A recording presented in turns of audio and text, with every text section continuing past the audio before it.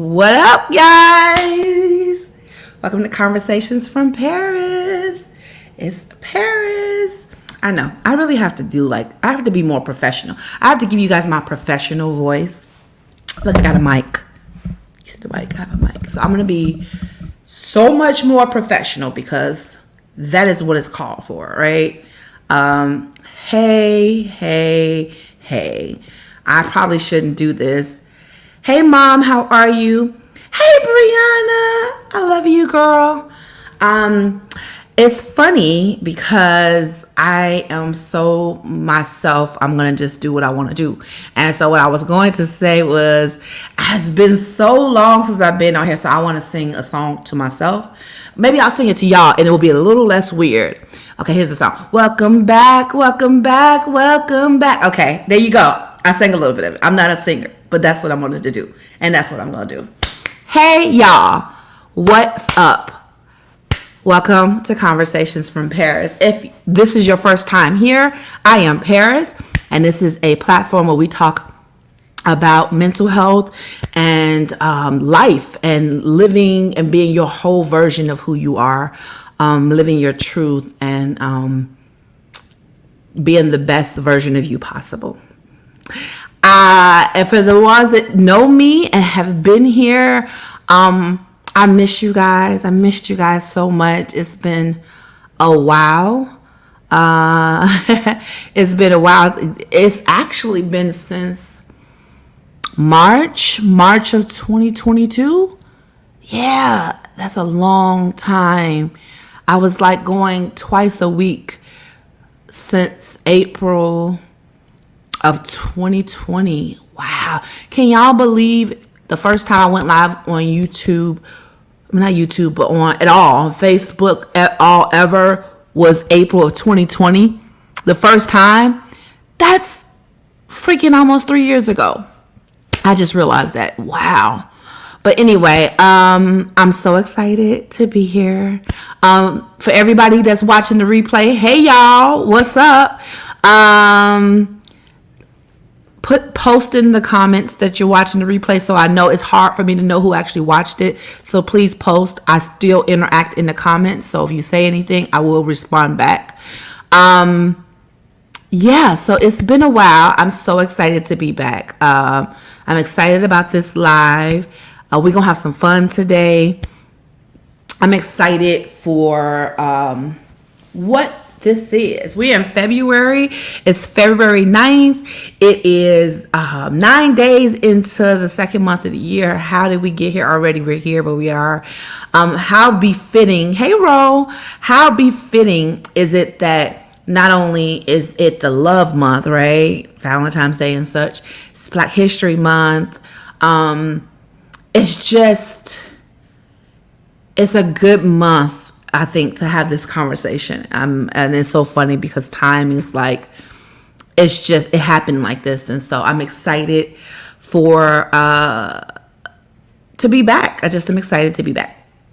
So, I'm not going to hold you guys long. I'm not going to lie and say I'm going to be short, because if you know me, I don't know how to be short. But I wanted y'all to engage with me today. I really want y'all to talk with me.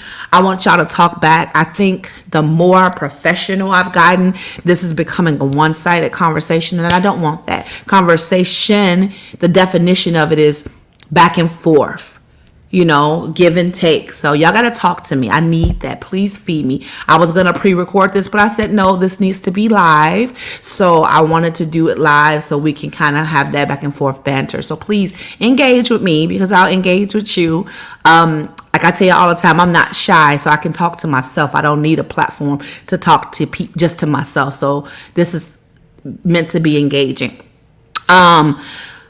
So two things before we start. Number one, please subscribe. I only have 55 people subscribed to my YouTube, and I have like 900 to my Facebook. I don't know, 2,000 to my Instagram.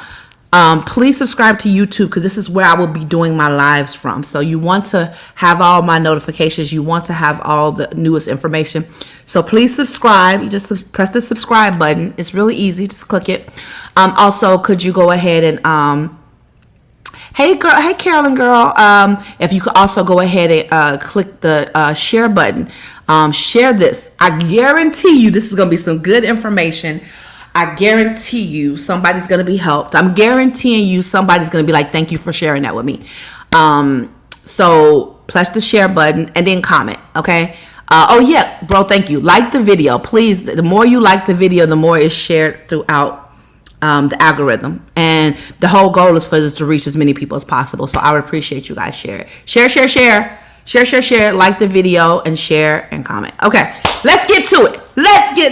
Okay, so anybody who knows that my last consistent video was in March of 2022, almost a year ago. And at first I was like, I took some me time. I did something here and there. People will understand.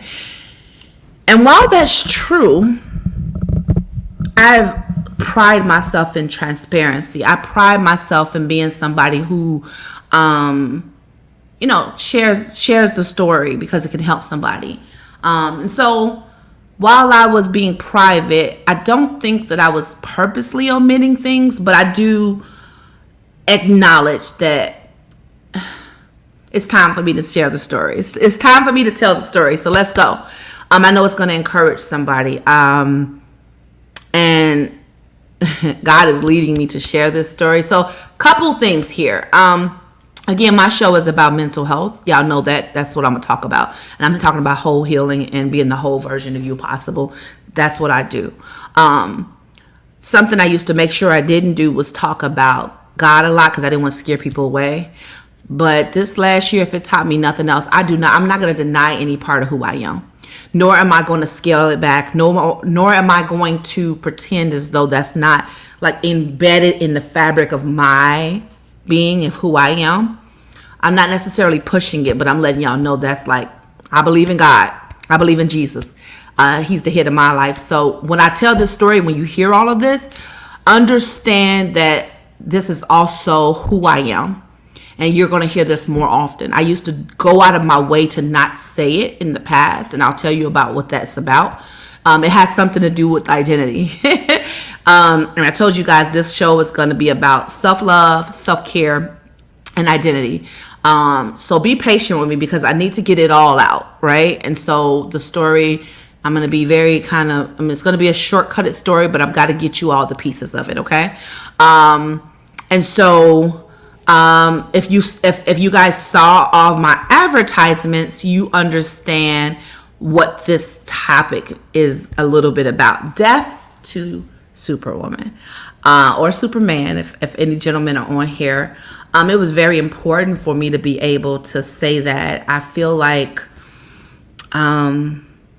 we're in a society where it is cute to talk about your multitasking. It's cute to talk about having 8 streams of income and 7 jobs and sleeping an hour a day. It is cute to talk about hustle energy and grind mode, and that's what people want. We want to talk about how we can get things faster, more of it, and how much we can get and how much we can do. And that is it's the trend right now. And while I think it's amazing to work hard, I think it's amazing to do what you need to do, I think we have glorified being Superman or Superwoman. I think we have glorified the idea that you can do it all and you have to do it all. And, I subscribe to it as well, and I did not realize it. I think I wore it as a badge of honor for a very long time. Yeah, I can do it all. Yeah, I did it. I got this. I did that. This type of thing shouldn't have worked for me, but I pushed through. I pulled myself up by the bootstraps. I made it work, and that was my claim to fame. And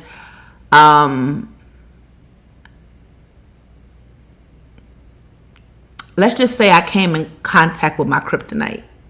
So that's going to roll me into the story. All right. So For the people who don't know me, I'm from Chicago. Woo woo, Chi-Town. A little ghetto. Born and raised all my life. And my son, I have one child, Makai, and he went to college. He was going to be graduating and going to college. I believe it was May of 2021 and August of 2021. And I knew that he was going to be going. I'm not going to tell the whole story, but if you guys don't know, I relocated to Houston, Texas. Whoop, whoop, Texas. I'm a Texan now. I relocated to Houston, Texas, December of 2022. Yeah, 2022. I didn't know anybody here, and I just relocated. The only thing, I'll tell that story later, but people always ask me why, and I could tell the whole story later, but I'll tell you it was definitely a God move. I had never been to Texas before. I had never been to Houston before. I had no desire ever to move to Texas or Houston. So yeah, it had to be God, because there was no reason I just came here out of nowhere. It don't even have a beach here. Why would I? Y'all know anything? I love water. So I moved to Houston. Okay, it's a reason I'm telling y'all this story like this. I moved to Houston, Texas in December. It was a big jump, but I felt really good about it. I felt amazing about it. But I need you to know all what was happening. So my son went to college August of 2021. I knew I was moving. I had started a renovation on my home. So that's two. I started, and if anybody knows about full home renovations, it's a lot of work. So I had to get my son off to college, and I was supporting him with the whole first year college journey. I also was doing a renovation of my home. Big undertaking. I also just moved. I was doing the big whole move to Houston. I also was working full time. I also was in school full time. If anybody who knows and remembers, I was in school full time at the time. I was supposed to be part time, but this was like my counselor had told me, hey, Paris, if you go full time this last semester or so, you can graduate in May. And I was like, oh my God, I wanted to do that so bad. So I went ahead and started. I was taking 5 classes. I want to say that again. Y'all, I was taking five classes as I was working full time. Yeah, trust me. Yeah, it sounded good just to get it done, but I don't think I even realized what I was doing. So I was working full time, 5 full-time classes. I also was doing this live twice a week, right? Y'all know I was doing a live twice a week, okay? So that's 6 things now, right? Live twice a week. And then in January, I started to teach my emotional intelligence class, and then in like March I started teaching my trauma triage class, which that class met once a week for 2 hours once a week. So I just need y'all to hear it. I was doing the move. Kid went to college, supporting him, working full time, school full time, doing the live twice a week, teaching in class, and doing a renovation. It was a lot going on. I always do a lot, though. To me, it wasn't a lot. To me, I was finally in purpose. To me, I was finally moving forward. To me, I finally had a reasoning. I was finally in that thing I knew was my God-given thing to do. I was excited. I was on fire. I was like, let's go. Let's do this. I was turned up. I don't know if you guys have ever been into a place where you were just existing, just here. I've been there before. And it's not a good feeling. So when I finally found purpose, I was like, let's go. I'm tired of being stagnant. Let's do it. I want to do it all. And yeah, I was doing a lot. So I'm going to try to be as least graphic as possible, but say what I need to say. Okay. Around February, I noticed that I'm a woman, and something happens once a month with women, and it was starting to happen every day for me. And I think you guys can get where I'm going here. Something that happens for us women once a month, it started happening every day. And I realized, and I thought back to when it started happening. It started happening in December. So I thought about it. I said, wait a minute. Every day for 3 months? That's not good. But I was so busy, I couldn't think about it. Didn't have time to think about it. It's whatever. I figured it was stress, so I just kept moving. And I said, well, it didn't hurt me. I wasn't hurting, so I just didn't think it was a big deal. But finally, I said, I probably need to go to a doctor and get that checked out. So I made time to try to get a doctor. Mind you, I just moved to Texas, didn't have a doctor down here yet. Asked some friends about it. The doctors were saying like 3 months out, 4 months to get an appointment. I finally got a doctor that would see me. I went to get examined by this doctor. I told her everything that was going on. She went in. As soon as she went in, she was like, she gave me this look like a doe in headlights and was like, I see a mass. And I said, lady, stop being so dramatic. Can you just hurry this up? Because I got things to do. You will hear that is a common theme throughout this story. I have things to do. Can you hurry this up? Please. Please, ma'am. Hurry up. And I just thought she was being a little dramatic. And so I said, okay, all right, what now? And she almost was in tears. And so I just didn't understand what she was doing the most, right? I really didn't. I'm being honest. I didn't understand why she was doing the most. So I just was like, okay, what is the opportunity? What could it be? And she's like, well, it could be a tumor or it can be fibroids. And I said, easy. This is fibroids. No big deal. Send me to get the MRI. It's fine. So she went to send me, and let me tell y'all something. If you ever want to know if something's serious, if they start sending you for a whole bunch of tests, that's when you know it's serious. When I tell you I had about 6 tests within the course of 2 weeks, MRI, CAT scans, EKGs, like blood work, everything. And that was surprising to me. I'm like, whoa, it was like a lot really fast. And so I was like, okay, but I'm like, if y'all know me, I trust God. God, we got this. We cool. This ain't nothing. My faith say it's nothing, so I'm good. I didn't take it that seriously. So I'm just I'm more irritated that I'm having to take off work and do these tests. I'm like, I don't have time for this. And matter of fact, anybody who knows me in my life at that time, I can say, I don't have time for this. I just don't have time for this. Whenever I used to get sick, I don't have time to get sick. Whenever stuff would have to go, I have to stop and go do a doctor's appointment, I don't have time for that. Like, that was my biggest thing. I don't have time. I got too much to do. So fast forward. Going to the doctors. Finally, they get the results back for the MRI. And again, my big God, I'm not telling God how big my problem is. I'm gonna tell my problem how big God is. Okay? All right, we're gonna have some emotional intelligence about ourselves. We're not about to be stressed about this. For what? We don't even have no news. Why be stressed about something we don't have news about? I go in there and I'm all happy. Hey, what's up? Because I'm fully expecting them to just say I'm good. Paris is cancer. Who? It's a what? It's who? What are you? I'm sorry. Can you look at my files again? Because that can't be my file. It's me right here. This girl right here. Do I look like I have cancer? Hey, ma'am. I just turned 40. What are you talking about? Can you look back at those files and make sure you're looking at the right one? I really couldn't believe it. I think I had unbelief for a while. Like, they couldn't surely be talking about me. But then it was me, and I was like, it was called leiomyosarcoma. Wait, leiomyosarcoma. That might be it. I might even be having it wrong right at this point. But I was just like, what is that? What is that? And they were like, yeah, so we did a MRI. We found a 6-centimeter tumor, and it's definitely cancerous, and we need to go ahead and do a full hysterectomy. And I'm just like, I don't understand. I couldn't really hear it. I mean, I think I stepped out the doctor's office and I could not breathe for half a second. And I just really felt like an out-of-body experience. And I'm just like, but how, God? You told me to move. You told me to be in school, go back to school. I wouldn't have did it on my own. You told me to start this live. God, I'm following what you said for me. How? And then the first thing I said after I had the tears, I don't have time for this. Yep. Those tears were short-lived. I said, I don't have time for this. In the tears. I don't have time for this. I got too much to do to be playing with this.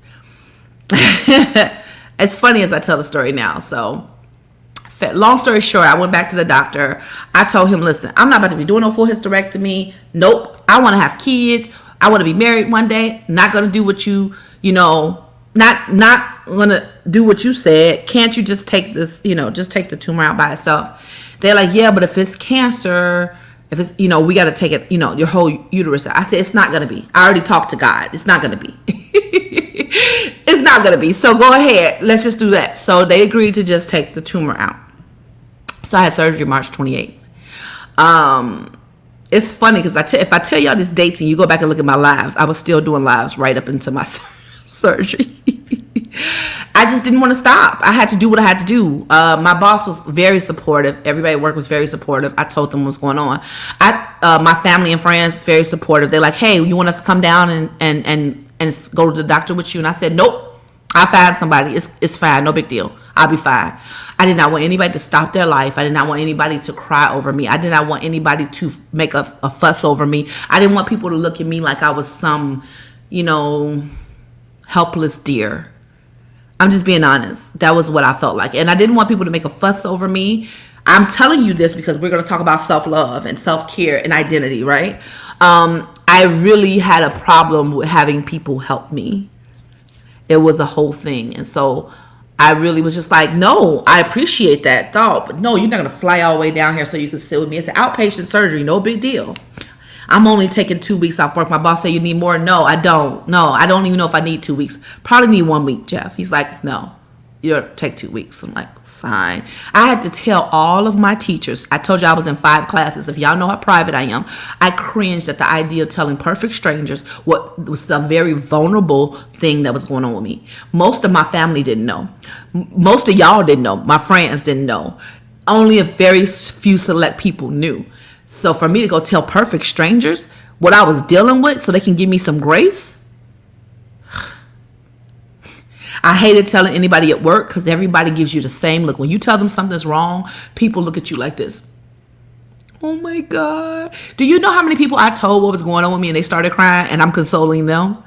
I get it too. I get it. People love you. People feel bad for you. People are concerned about you. People want to know what's going on. But I was such a private person and I was just getting myself together to tell more people so that they can actually, I console them because they are so devastated. It was exhausting.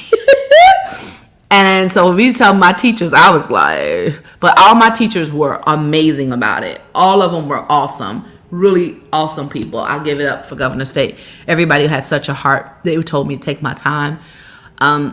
So fast forward, surgery happened. I had a beautiful person down here that I never met before, but she agreed to take me. I asked her, I knew she lived down here. She agreed to take me to the surgery.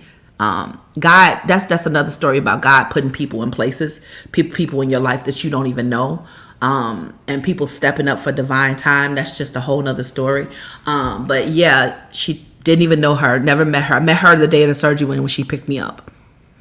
And she was somebody I could call and talk to about it because she had surgery herself. And so took me, had the surgery. It was very successful. They got it out. I was resting for 2 weeks. But mind you, I still was in school full time. I was still doing everything. Only thing I paused on was my lives for that time period. And if y'all know me, I didn't pause for long. I paused for those 2 weeks. I did start up. Now I think I started back up my lives. I'm not really sure. I gotta go back, but I definitely started back everything else. I was teaching a class. I was still in school. My teachers told me that I can turn in stuff late, but they did not say I couldn't turn it in. So I'm gonna be very honest. It was very stressful catching up. Very, very stressful. Very, very, very, very stressful. To catch up with everything, right? Trying to catch up. 5 different classes in school, work full time. Teaching a class, still doing the renovation. Just so y'all know, when I first moved down here, I did not have an apartment for the first 6 months. I didn't move into my apartment until almost the end of January, so it was a lot going on.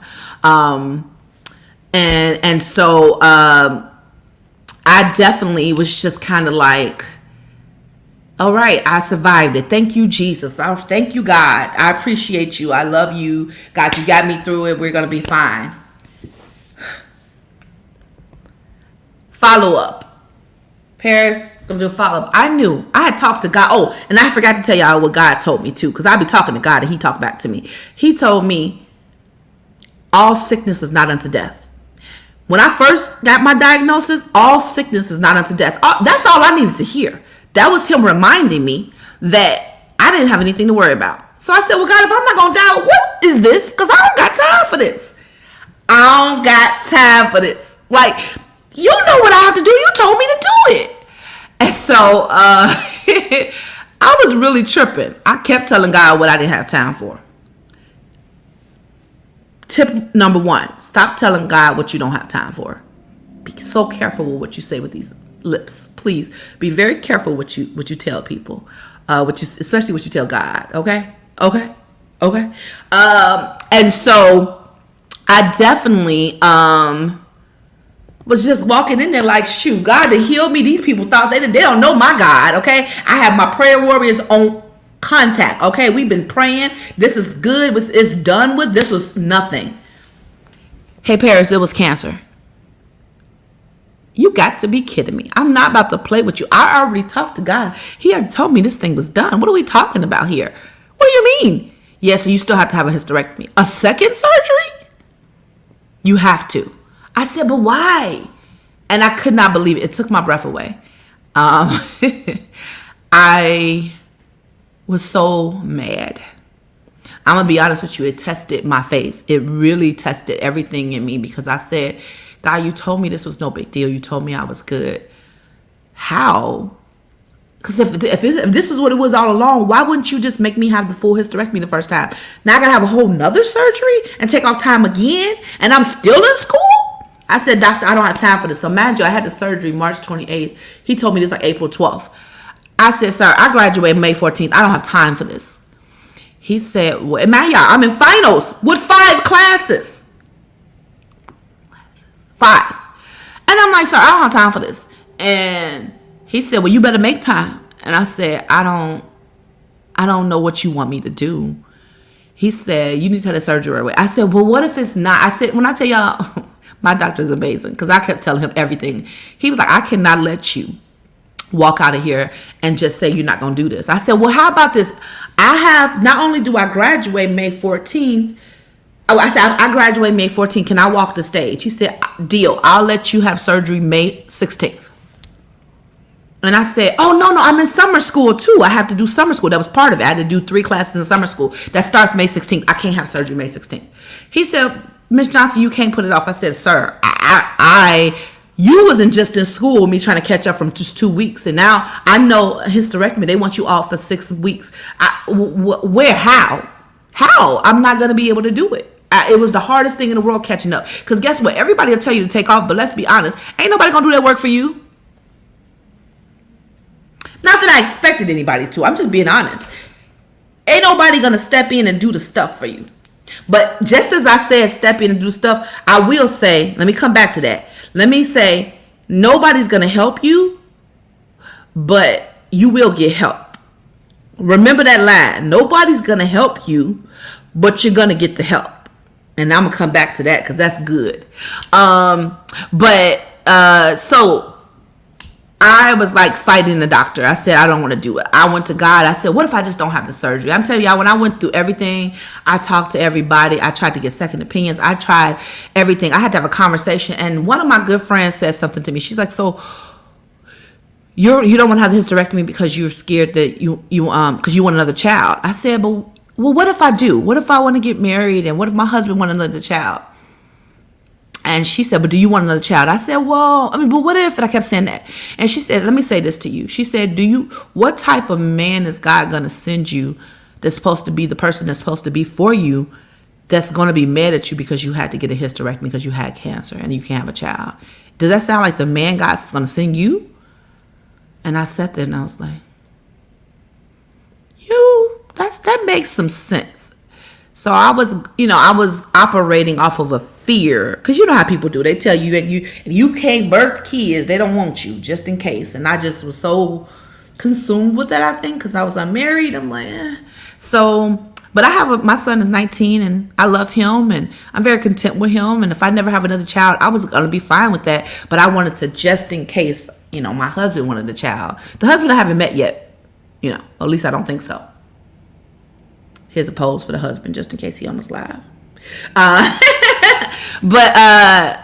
So once I came to terms with that, I said, well, this is what they really want me to do. Let me go ahead and do it. So They did some more tests.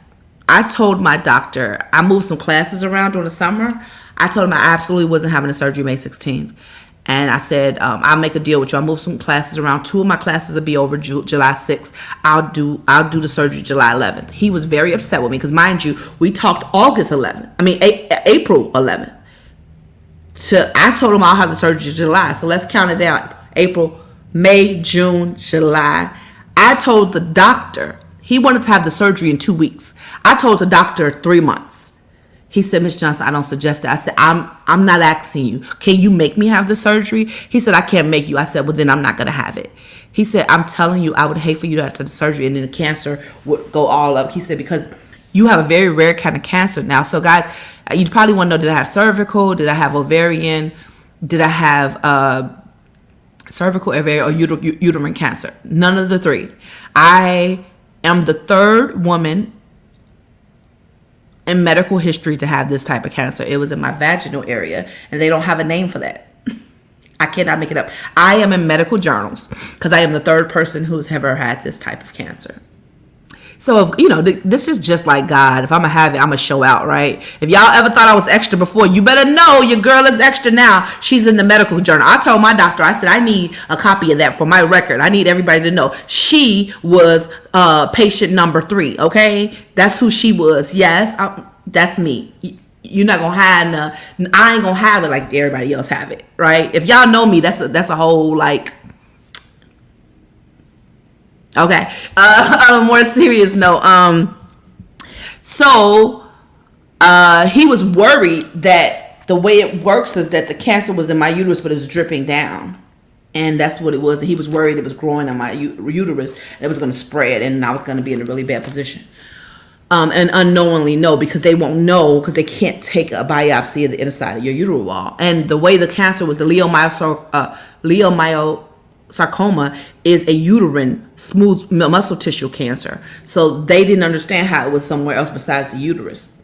Fast forward, I told him 3 months from now, after I finished my class, y'all, let me tell y'all something. Y'all, nobody knew, except for the few people knew. I had surgery March, still was in classes, still doing live, still doing everything. Walked across the stage at the finals and everything after the surgery, because I had the surgery, then I did finals and catching up on all the work. I walked the stage. Even though I walked the stage, I still had to go to summer school. So I went to Chicago to walk the stage. And in walking the stage, I literally had to get back home to start classes. I couldn't even really fully celebrate. I did celebrate. I'm so grateful to there was a couple of people who really made me celebrate, and I think that was definitely God sent. God sent them to make me celebrate, because I was just like, no, I'll wait till I finish my master's. This is no big deal. This is a degree that's been coming for 20 years. And that's another thing. Let's talk about us not being able to celebrate ourselves because we feel like we should have been further along.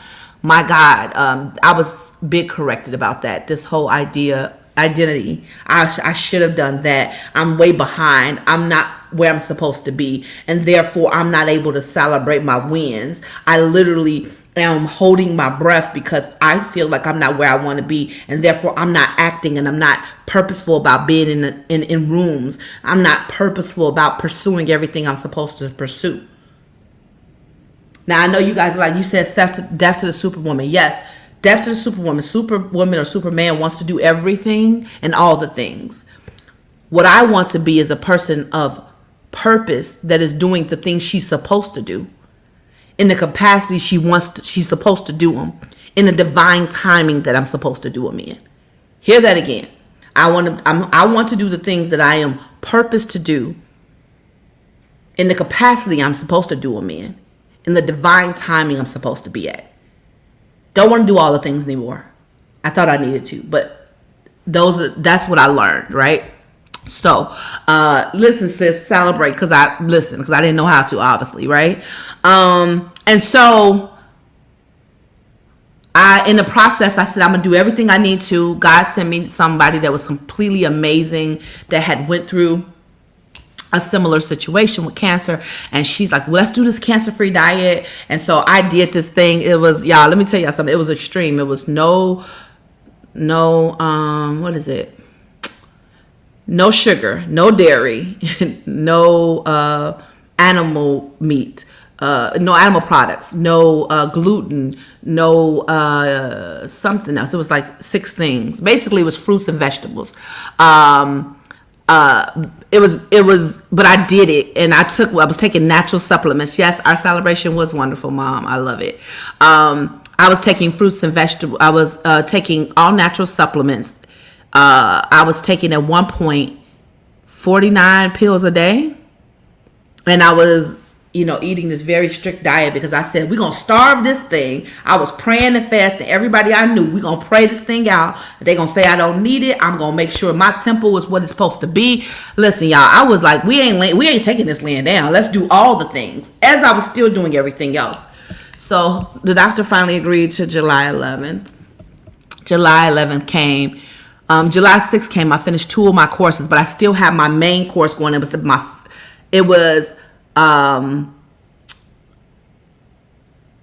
My main course was the biggest course. That was like, it's called a capstone course. Oh my God, there was so much going on. And that was, I told my teachers about the surgery, the second surgery.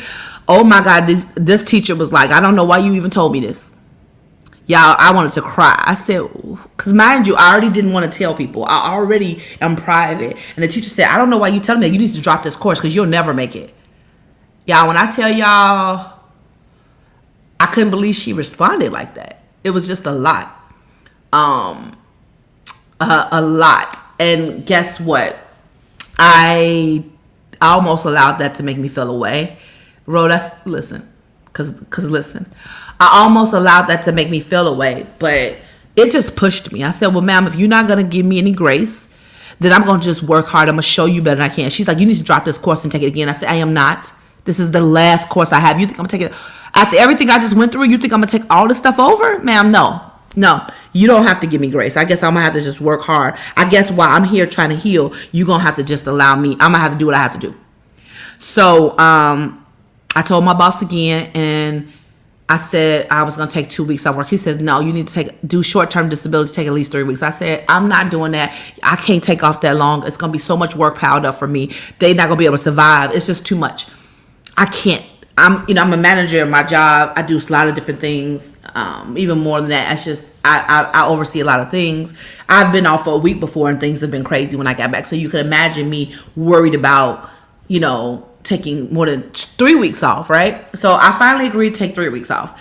As I was going, it was like God was sending people to talk to me, and they were talking like, hey, what's this thing about you not taking off? I'm like, I'll be fine. I'm good. I'm fine. I'm good. They said for a hysterectomy, you need 6 weeks. I said, no, I won't need that. I'll be fine. I'll be fine. I'll be good. And they were like, well, you need time, maybe even not just physically, mentally. You need to rest. You need to heal. I said, oh, I'll be fine. I'll be fine. I don't have time for this. I don't have time for this. And I think suddenly something broke inside of me and said, well, what do you have time for? If you don't have time for you, if you don't have time to heal, if you don't have time to make yourself a priority, if you don't have time to give yourself the highest version of self-care, which is rest, if you don't have time to pour into yourself and let yourself be poured into, if you don't have time for you, when will you? Why are you not a priority? When will you become your priority? How can you ask somebody to prioritize you when you don't prioritize you? Listen, y'all.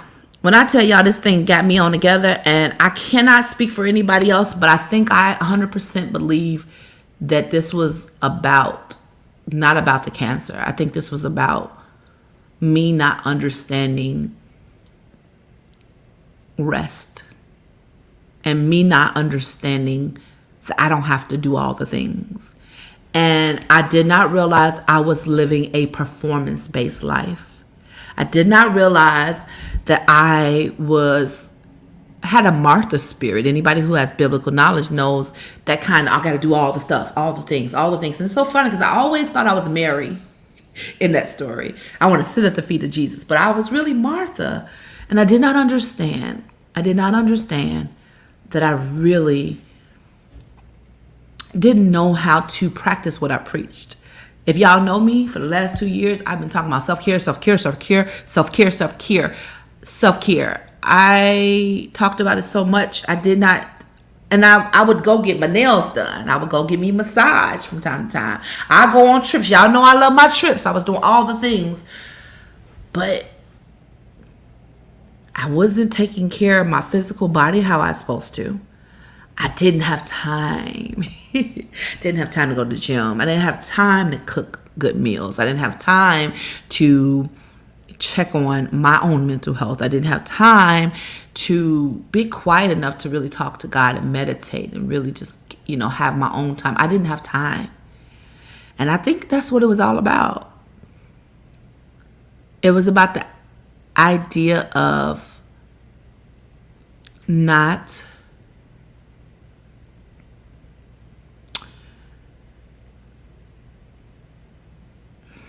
loving myself enough to give myself grace. I didn't want to say that because I think I love myself the most, but not loving myself enough to give myself grace. To understand that I don't have to perform anymore. How often were we taught through life, through experiences, that the more we do, the more we get. The better we behave, the more accolades we get.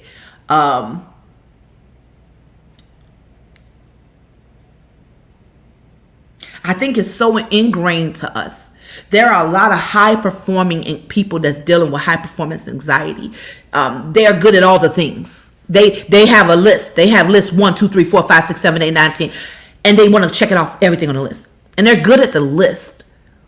But when is the last time that you looked in the mirror and tried to see that you don't have to be all the things?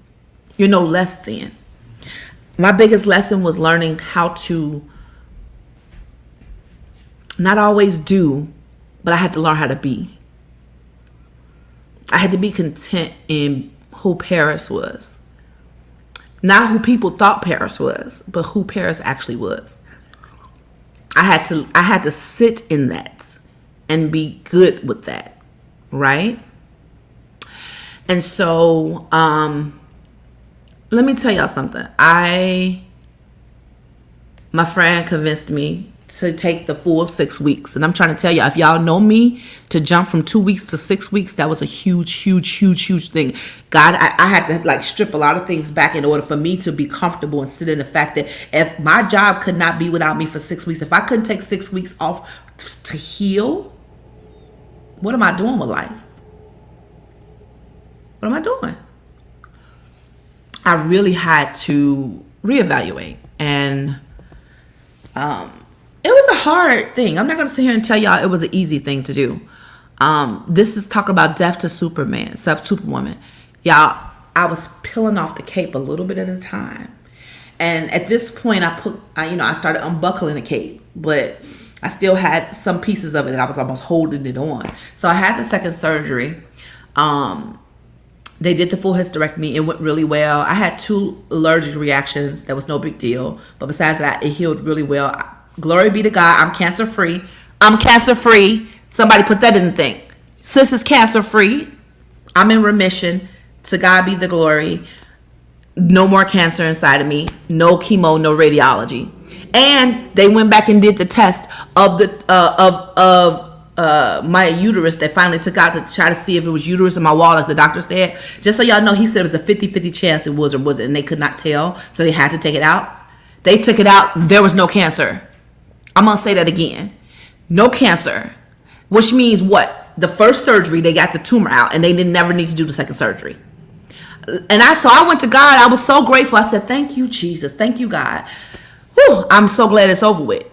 But they took out the tumor. I said, well, Lord, why did I have to have a second surgery? Why didn't you just tell me? So I would have refused it. Do you know, I really believe that the second surgery was to make me rest. I'm not sitting here. I don't want to care. I really don't care what y'all think. I'm telling y'all, I really believe God had to do the second surgery so I would sit down. Because remember, I told y'all I didn't have time. Let me tell y'all something. You don't want to get to a place in life where you too busy to take care of you and God has to sit you down. Yeah, I wept because I felt so horrible. I said, how much was I doing that the only way you could sit me down was to tell me I had cancer? Yeah, that was a big lesson for me. I had to stop everything and I had to get quiet. I had to get super quiet and really reevaluate my life. I made a vow to God that day, and I made a vow to myself that day. I would never, never take me for granted again. Take my life for granted. I would never worry more about doing than I was about being. I would never devalue myself. I would never not love myself enough that I won't sit down and heal and recoup. I don't have to be Superwoman. Take this freaking cape off. If my job can't survive without me for a couple weeks, then I didn't build good enough systems at my job, because a system shouldn't revolve around one person. Yeah, I had to learn that too. If my child can't operate without me, then I didn't do a good enough job of raising them so they can be self-sufficient when they need to be. If my show that I'm doing, if this can't take me taking a break from it, then I obviously haven't done what I was supposed to do. Because if I feel like I can't take a break to take care of me, then what's the point?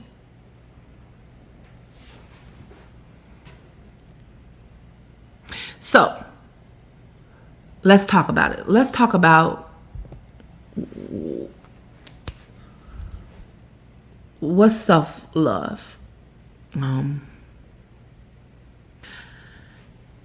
We think we love ourselves. Loving yourself is not getting your hair done. Loving yourself is not going to eat out when you want to. Loving yourself is something deep down in your soul. And it's so many ways that you can measure it. But the one I think is really important is for you to be able to say, I love myself enough that I'm going to take care of me. I know you guys have heard, you can't pour from an empty vessel. And it's really true.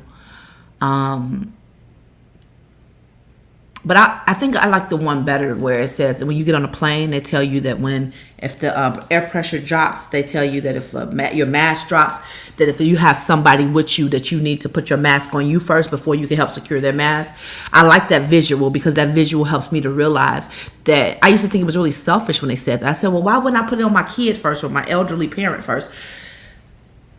And I understand now. You will pass out and not be able to help them, or they'll be able to help themselves. You're not going to help anybody. You have to take care of you first. Because once you are secured, now I can help all the people. Let me say that again. You have to take care of you first. It's not selfish. It's not. Take care of you first so you can take care of everybody else. How many times do we take care of everybody else and we the one passing out? How many of our big mamas have had heart attacks and strokes and cancers and died because they took care of everybody else? I'll wait. How many of our people have literally worked themselves to death? I know I have 2 coworkers that literally died on the job, one a heart attack, one a stroke. How many people have done this? How many people know they have a diagnosis and don't go to the doctor and they're going to say, well, I don't have time for that. Let me just do what I'm going to do. We are in a culture, and I'm going to say this. I don't know who's watching me. This is definitely not just for black people, but I'm going to say this because I'm black. Y'all know we have descendants of slavery. I think some of that stuff is still ingrained in us. And I don't think I know it is. That slave mentality where we just work and work and work and work and work. And then we're in survival mode. And we believe that we can't stop. Can't stop, won't stop. And we take it as a badge of honor. And we're literally not just killing your physical self. You are killing your emotional self, your mental self, your spiritual self. You're killing every relationship that you're in. You can't start the business you need to start because you're not even you're not centered.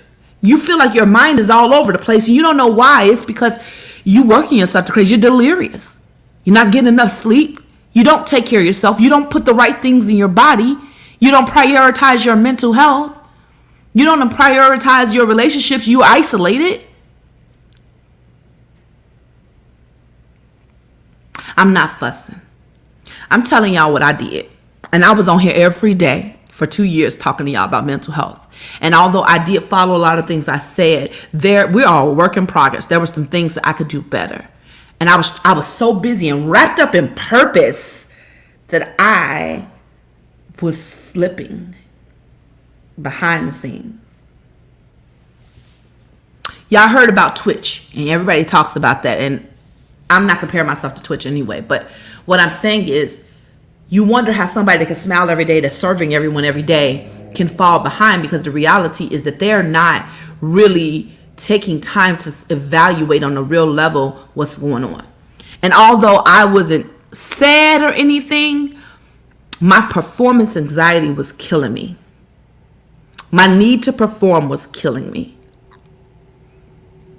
And if I would have kept going and ignored it, who knows? So why am I talking to y'all? Because it's time to retire that cape. Y'all, it was time to retire. Hey, Lynn, girl, it's time to retire the cape. If I didn't get anything else across to you, I'm getting across to you. You can do all the things, y'all. Listen, we're in a society where everybody tells everybody to do all the stuff. We want y'all to have 10 businesses. We want y'all to have 12 kids. We want y'all to get married, travel to 38 countries. We want y'all to start 700 ministries. We want y'all to do all the things and all the time. And I fully support us being everything that you're supposed to do. But let me tell you what I learned. Timing is important.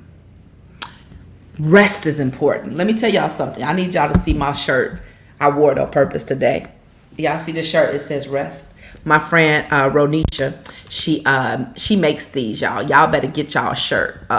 When I saw it, it's her, Ronisha. Y'all need to follow her if y'all don't already follow her. Ronisha's Prophetic Space. She the real deal. She made this shirt, and this shirt is so prophetic. It just says rest. And this season I was in, I told me, give me 3. Because that's a whole season I'm in. Rest. And I fought that thing. Let me tell you another revelation I got. Rest is not a punishment, but it's a privilege. Y'all, if I had a mic, I'm not going to drop this mic because it's new. But if I had a mic that I could drop, okay, I'm going to drop this bottle. Mic bottle drop. Rest is not a punishment. It's a privilege. Y'all, that changed my whole thought, because I thought God was punishing me because I was doing all the stuff. And that's how people say stuff all the time to make you question things. Oh my God. They're like, see, that's what you get. God was trying to sit you down. See, that's what he had to sit you down. And people don't realize, be careful how you talk to people. Even if you mean to say it like that, you don't know where they're at. And I was processing it as God is punishing me, because I was hard-headed. That's how I took it. And he had to say, don't listen to them people. That's not what I'm saying. He said, that's not what I'm saying at all. He said, what I'm saying to you is you need to rest. And rest is not always physical rest. Rest is also resting in your place that you're seated. And for me, that seated place was, I'm a daughter. My seated place is I'm Paris. I needed to learn more how to be and less of doing. I don't have to do 1,000 things. I don't have to do all the things. I don't have to do, even if I have a lot of things to do, I don't have to do all the things all at once. You have a big capacity. Some of us have a bigger capacity than others. Doesn't mean you're better than others or not, but you have a capacity. The reality is it had nothing to do with my capacity not being big enough, but understanding what I'm supposed to do, how many things I'm supposed to do at one time, and not trying to. Sometimes we see so far ahead, we want to do all the things right now, and that's gonna burn you out. That's going to be the thing that's gonna take you out. That's going to be the thing that can set you up for failure. Leading, post-traumatic slave disorder. Thank you. Listen, y'all. When my therapist is on here. My sis, she gonna give me all the right words. And thank you, girl. Listen, and sleep is a whole weapon. Listen, come on. It is a whole weapon. I used to begrudgingly go to sleep, and now I understand how important it is. Your body heals. Emotions heal. If y'all have attitude, when you go to sleep, you wake up, you feel better usually. Yeah, your whole body be healing when you sleep. It's necessary. So since don't be telling too many people. Y'all already know. You think I didn't know? Hey, LG Stewart. That's the thing, right? Bro, don't nobody need you to say it. Rest or die. Listen, when I tell you certain people say things that's so strong, you be like, what? But it's real. It's real. And I think one thing my friend Kiana said, we were on the phone, was powerful. I said, girl, how everybody tell me to rest. How you rest when you have to do all the things? And she did a lot of things too. And she said, well, sometimes you have to know how to just rest in God's ability. And rest in the fact that you are doing what you're supposed to do in the timing that you're supposed to do it. And I'm like, dig that. Dig that. That really changed the way I looked at things. It changed the way I looked at things. It really helped me to realize that who am I racing against? Who is what is the measuring stick I'm putting myself up against? Societal standards, stuff I learned from my family, stuff I learned in college, my job, how big of ministry I'm in, my friend circle. What am I measuring myself up against? Or did I create this measuring stick in my head? You know, sometimes people love to say, I don't compete with nobody. I just compete with the last version of myself. That's cute too, but when is it ever enough? When are you ever content? Have you ever practiced gratitude? Are you happy now? Have you ever stopped and said, I love who I am now. I'm proud of me. When was the last time you said that to yourself? When have you ever just sat back and been proud of you? We always tell people not to be so big-headed, but I don't say that because you know what? I know more people that have low self-esteem and low self-worth and low self-image than I know people that's too cocky. So how about I not try to regulate your attitude and I really talk to the people who think horribly about themselves, who talk to themselves and their self-talk is horrible, who tell themselves that they've messed up too much, that they're not worthy, that they're not lovable, that they're not worthy of having being in the rooms they're supposed to be in, pursuing the people they're supposed to pursue, the relationships. I'm tired of us trying to put a ceiling and a cap on the people who are living. And I want to promote us. I want everybody to think they're amazing because they are. I want us all to sit back and say, wow, I might not be where I want to be yet, but I've come a long way. I could have gave up. I might have failed 12 times, but I got up the 13th.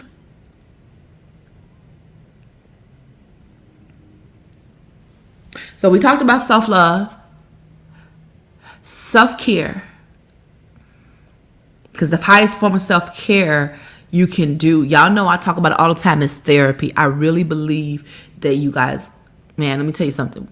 I have so many wonderful people I pull from and a therapist, and man, sheesh, being able to talk through these things and walk through these things and be able to deconstruct them has been life-changing.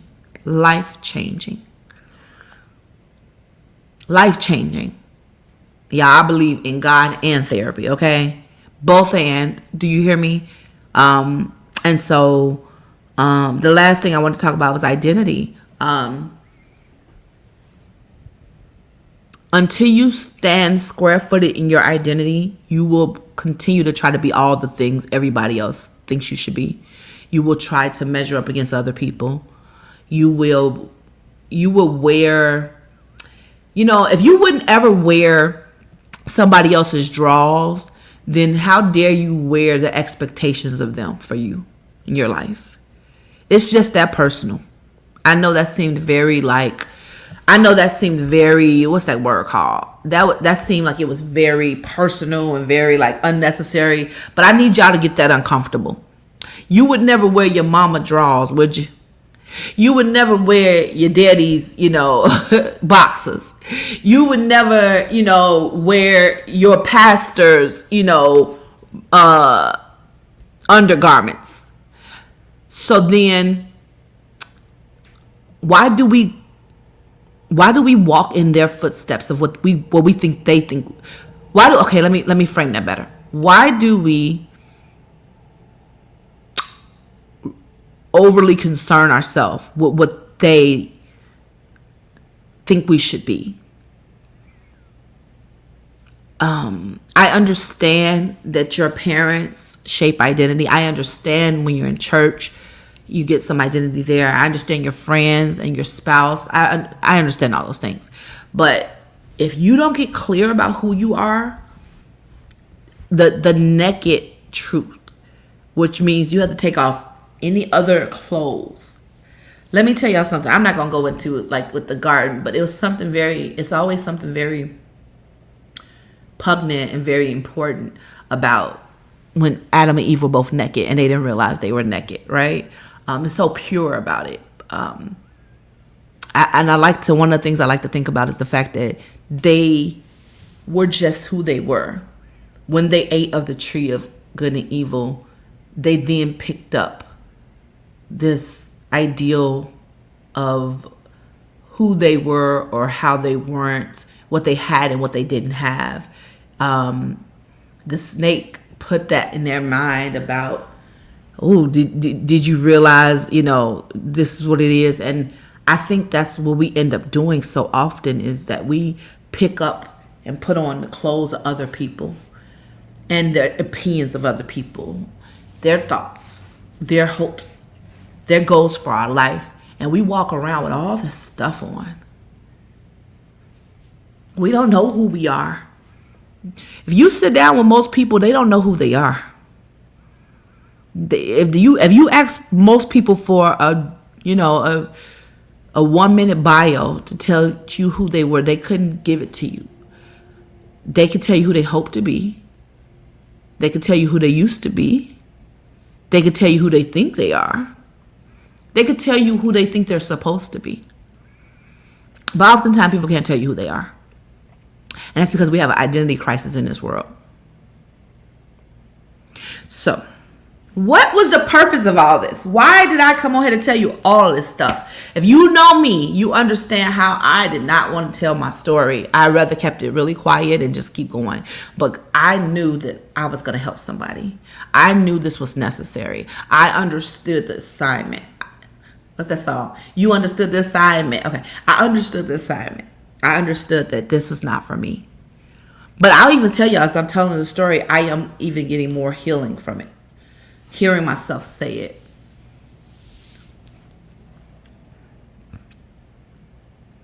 I don't want to be a hero. I don't want to have any more false burdens. I don't want to try to save everybody else. I'm here for everybody that I love. I'm here for all the people who I can be and I'm called to. But baby, I can't be here for nobody until I'm here for me first.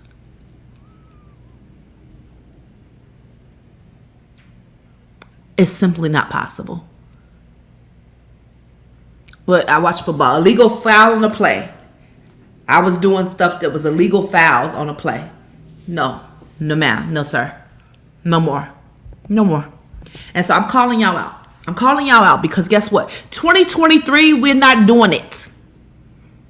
You're going to find your nose. What I say? You're going to find your nose. Yup, I said it. Find your nose. N-O apostrophe S. If you don't know how to say no, figure it out. And if you don't know how to do it and it feels weird, keep saying it. It'll get easier. It'll get easier. I know you guys are probably thinking, are you telling me to be mean? Nope, I'm not saying that. I want you to be helpful. I want you to be kind. But I also want you to take care of you. I want you to stop thinking that you're not worthy of people. You know, one of the things I feel bad about now because I realized how horrible I did a job of it. I didn't let people be there for me. And I know some people in this live that was like, oh, wow, I'm surprised she said it. Yep. I had a hard time letting people be there for me. And baby, I got done with that really quick. I was able to say, you know what? I need help. You know what? Could you pray for me? You know, yeah, could you bring me some food? My God, could you just check on me? Maybe I do want you to check on me. Y'all, the stuff that I had to shed, the pride I had to shed, the ego I had to shed. I had to shed the thoughts that I wasn't worthy to be checked on. I had to shed the thoughts that people really didn't care. I was told so many times that people don't care for, people don't really care. It's like, oh, people ask you how you are and they really don't care how you are. I had to even shed that because that made me feel like, well, if you don't care, I'm not going to tell anybody. Right? So I had to learn to get those thoughts out of my head, those limiting thoughts, those limiting beliefs, and go further. And I want you guys to do it too. It's necessary. I know I'm not alone here. I know I'm not alone. I think we have to do better. God has put us on this earth. We are here to be in community with each other and be helpful, and we need each other, and we have to heal. But in healing, we have to heal our identity. And one of the things we have to understand is we cannot do it all. Sis, take the cape off. Sis, bruh, take the cape off. The cape is killing you. Take it off. You can't live on this earth with the cape on. If y'all look at all the superhero movies, didn't they always turn on a superhero at the end? Didn't they always go running after them and try to kill them and expose them and, do all the things? I remember the Spider-Man that happened.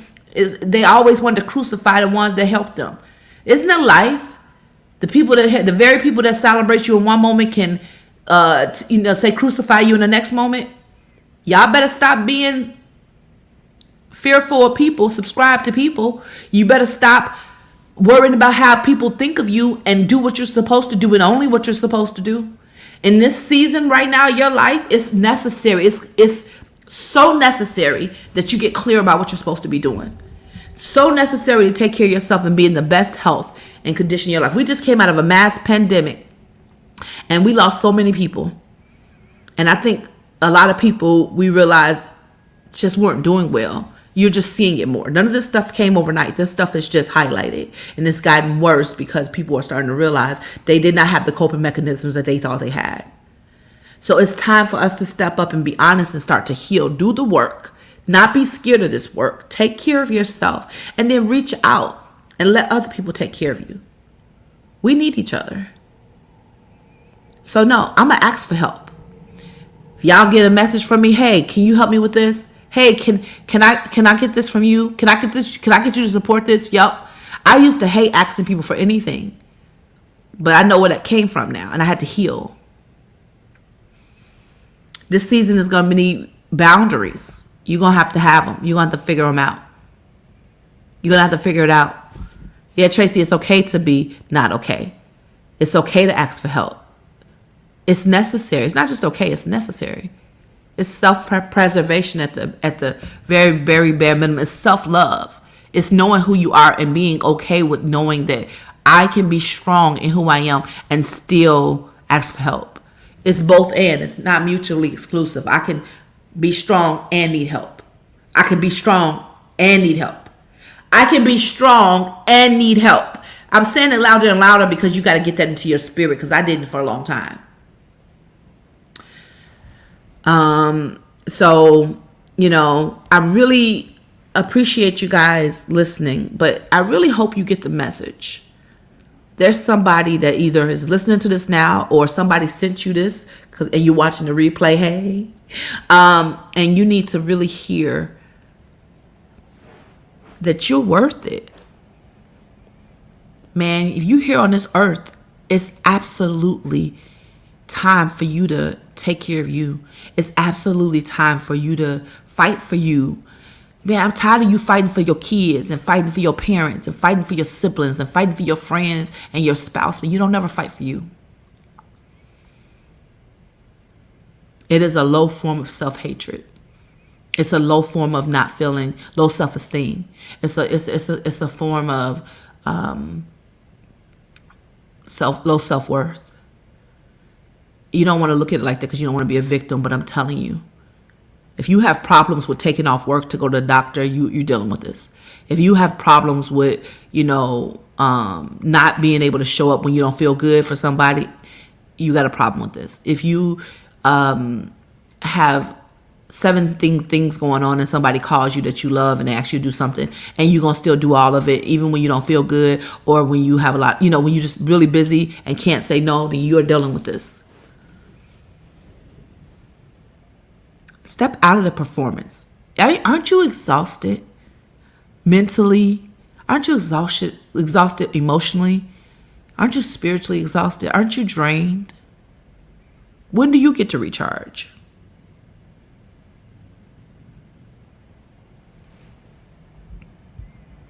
Yeah, Melanie, you can be strong and still need help. Yeah. Don't listen to how they tell us that you asking for help means you weak. And no. Let me tell you something. The biggest thing I learned was vulnerability. Man, vulnerability is amazing. It's a super strength. I would say that's the only superwoman I am, is to being vulnerable. Me being vulnerable has changed my life. It has healed me in so many places. Forget what people talking about don't show no emotion. Don't listen to them people. Vulnerability, the ability to be vulnerable, has changed my life. It's necessary. We have emotions, we have outlets for a reason. When you keep all that stuff in, all you're going to do is either you're going to ferment and die inside, or you either, and I'm not just even talking about emotionally. Y'all know y'all can keep stuff in so long and not deal with stuff and trauma so much that you physically get ill. You know that, right? If y'all don't know that, it's a thing. You do understand you keep things in and you literally physically get ill, right? You can develop syndromes in your life. It's not a joke. It's not as far removed as you think. You could have never told me I was going to ever be dealing with something like this. So, for the rest of 2023, we're going to have some affirmations that we say. One of them is, I am loved. I'm no superhero. I'm enough.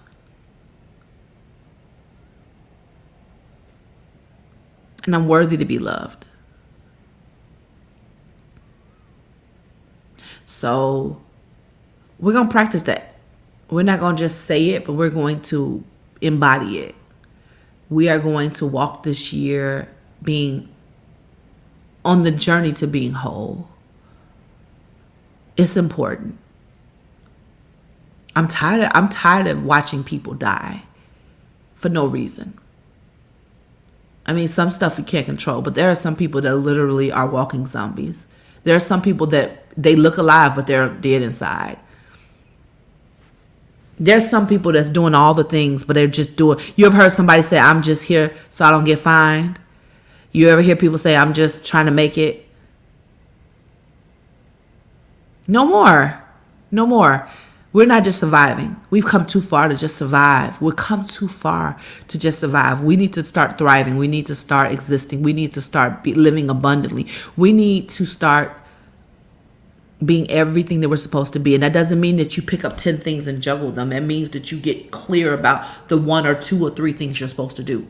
And understand the help that you need to build the things that you're building, the rooms that you need to be in, the people that you need to drop, the stuff that you need to drop, the rooms you need to start to walk in, the circles that you need, the coaching that you need, the therapy that you need, the mentors that you need. You need to do all of the things and drop all the things that you're supposed to. And I'm here to help you with that. I'm here to help you. Why? Because somebody helped me. And I'm here to keep it going. I'm here because I realize how important it is. I'm here to say that you matter. I'm here to tell you that you're worth it. And I'm here to tell you that no longer do you get to shrink back. No longer do you get to say, find somebody else to do it. No, ain't nobody else to do it. And I'm not talking about doing everything for everybody else. Show up for you. Show up for you. Show up for you. So many of y'all give up on yourselves. And I'm speaking on it because I did it so long. Y'all, I can give y'all about 10 years that I didn't do nothing for me. I mean, it looked like I did. I was doing stuff. It looked good, but it wasn't like really doing something.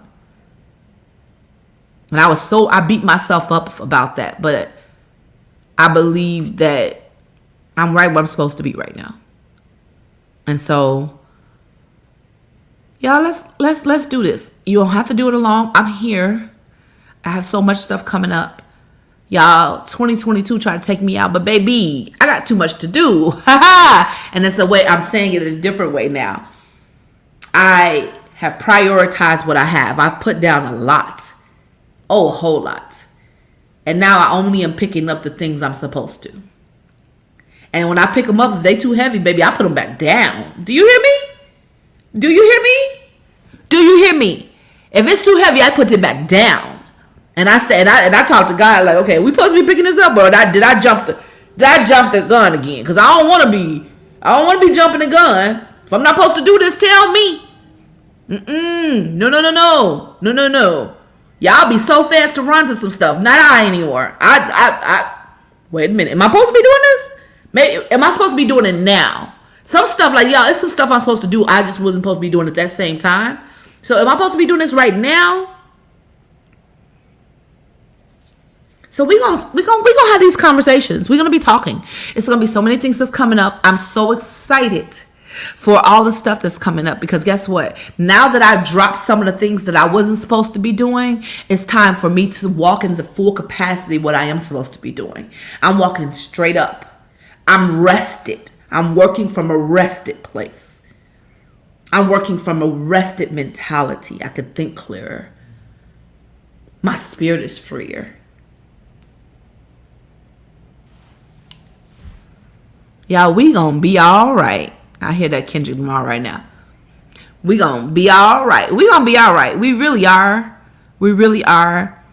But it's time out for looking like we good. It's time for us to be good. I'm tired of people putting more energy into looking like they're doing okay and not actually doing the work to be okay.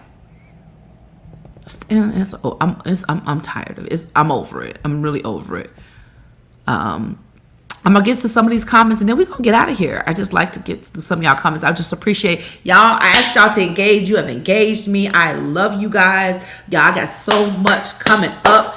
You don't want to miss it. If you guys are on here, if you have not subscribed, please subscribe. If you haven't liked, please like. If you haven't shared, please share. If you haven't commented, please comment.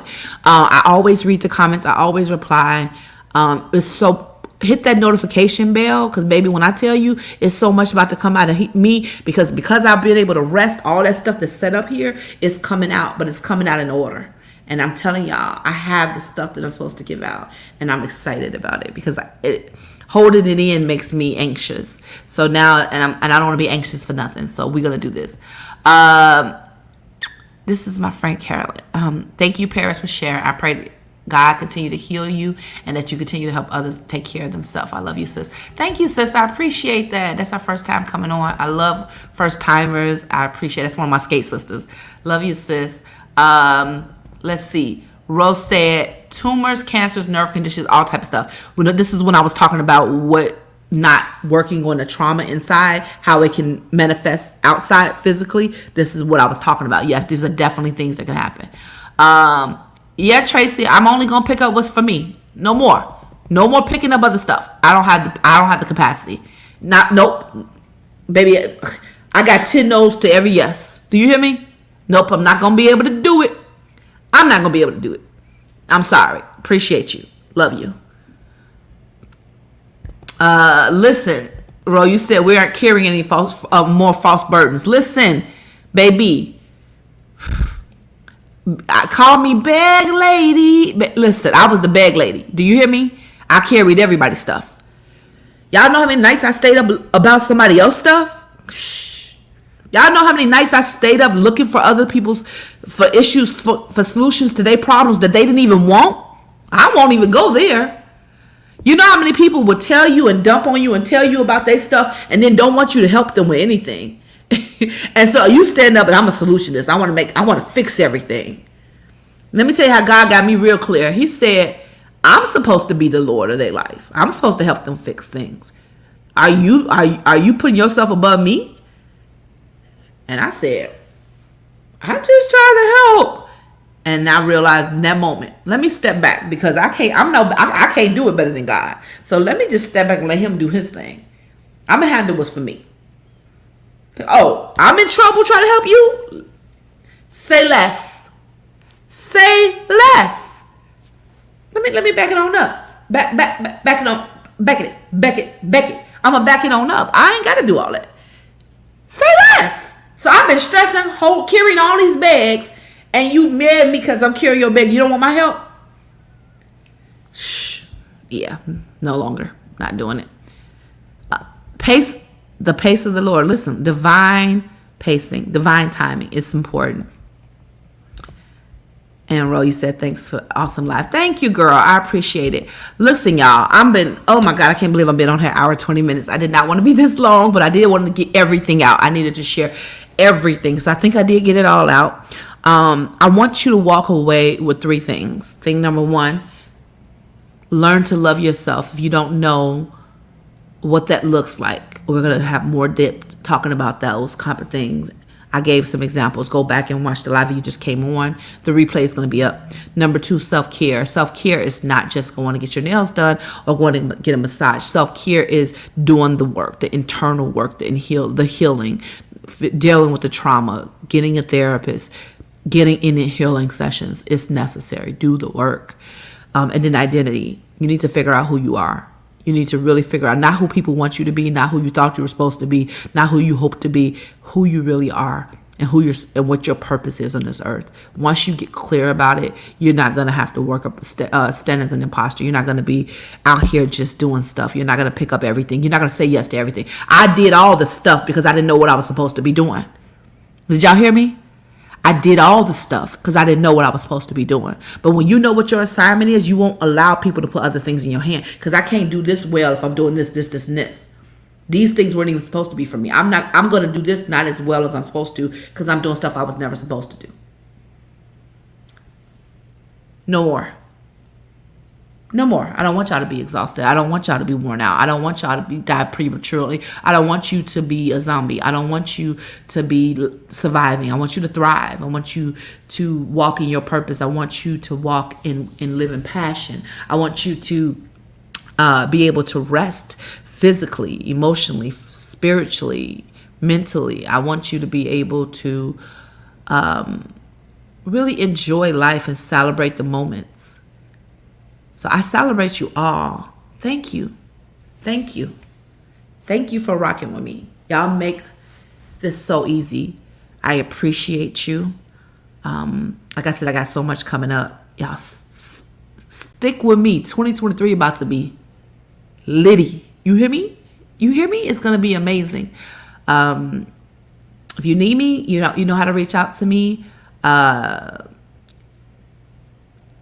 If you have not signed up for my website, I'm having stuff coming up. I'm on Facebook at Conversations from Paris or Paris Johnson. I'm on YouTube's Conversations from Paris, Instagram Paris P Johnson. You can find me. All the stuff. I'm here. So I love y'all. Next time, I'll see y'all. Bye. Oh. Before I go, I forgot to tell you the new format. I will be going to once a week. Once a week on Thursdays. I was doing twice a week. I'm going once a week. And I'm going to do 1 live a month. Once a week. So I will give you more information on that. So I'll see y'all next Thursday. Bye.